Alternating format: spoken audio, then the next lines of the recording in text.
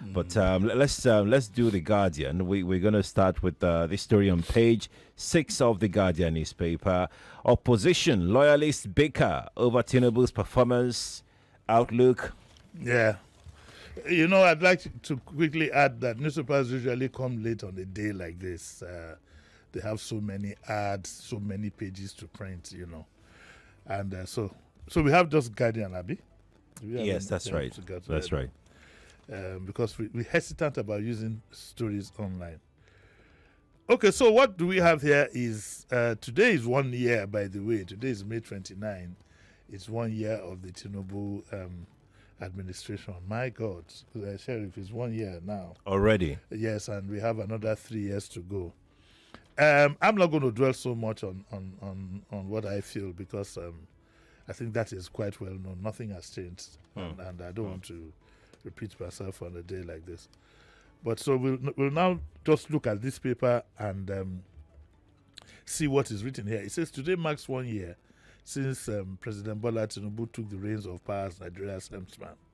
Expectedly, the administration is telling whoever, I don't know why they put that word, whoever cares to listen, that the country is a better place than it was 12 months ago.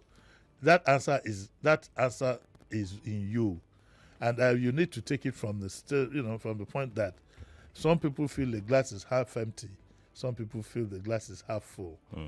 But there are realities and there are benchmarks. But it's for quite a few people, some of our elite and political whatever, nothing could have been better. Yes, understandably so.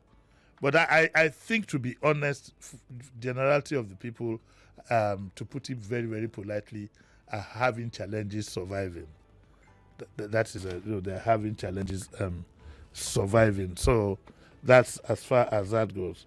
But again, the papers here says that opposition and loyalists bicker over Tinubu's this thing. And he says that predictably 12 months on, Tinubu's pledge of growing the economy and ending misery remains unfulfilled.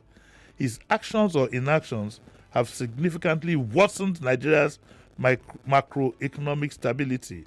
Nigeria remains a struggling economy and is more fragile today than it was a year ago. Indeed, all the economic ills, joblessness, poverty, and misery, which defined the Buhari-led administration, have only been exacerbated, said his closest rival in 2023 elections, former Vice President Atiku.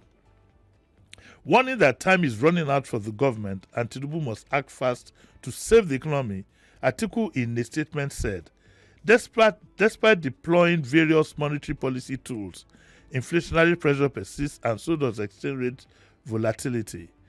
Many thanks to Tinubu's misguided policy, the Naira's value plummeted against the dollar and has since become the worst performing currency in the world.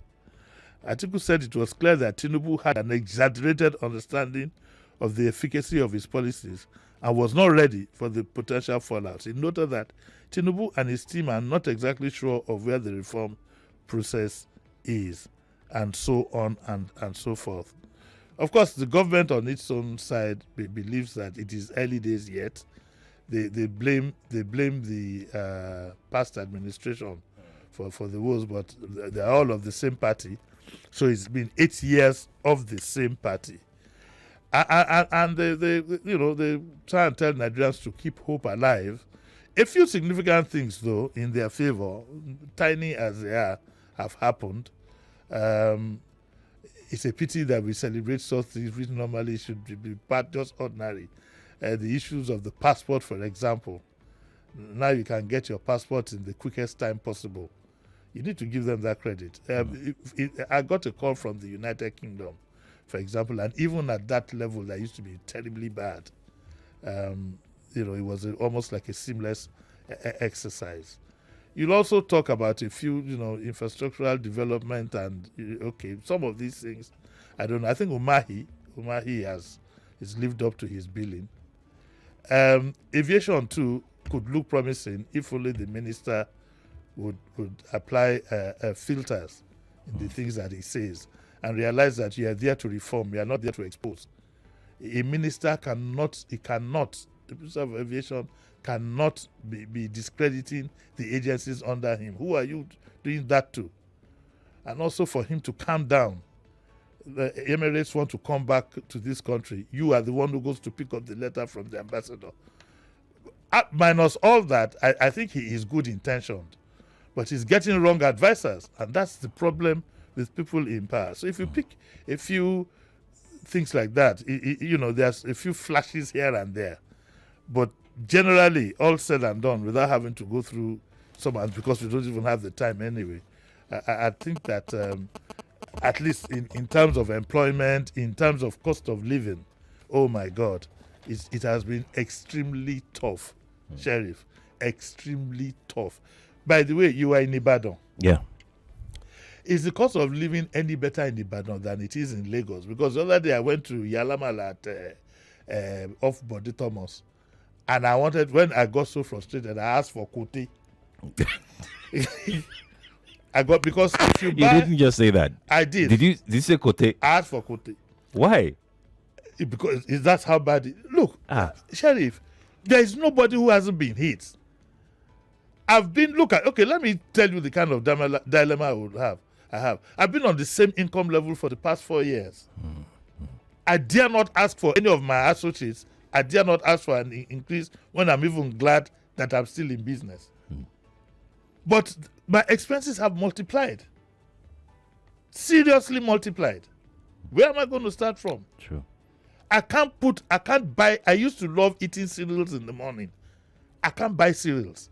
In fact, I have this sealed can, very big thing, sealed. I used to put cereals, have 4 different ones.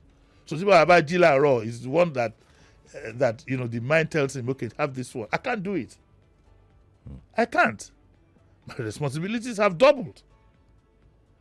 So I asked for kote. Kote is 1,000.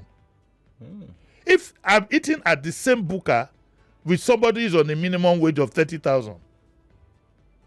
So if the kote alone is because the meat that they serve you in some of these bukas, if you chew it first, second time, you will have a taste that is probably gone bad. Meaning that they're probably buying the next day's meat, ashaku, what we call ashaku. Yes. So you're buying Monday's meat on Tuesday. If they put it in the fridge, there'll be no light. So I asked for kote. Kote is 1,000. The tail, iru tail like that. That's how bad it is. A lot more people have lost their jobs. Yeah. Also talk about security. The figures that we get are mind-boggling. Anyway, we will. I'm sure Sheriff and Co. They'll have various programs by which they bring in people to analyze the first year in office. But I'd be to take a bow. It's not a subject that. It is not a subject that I find quite pleasing.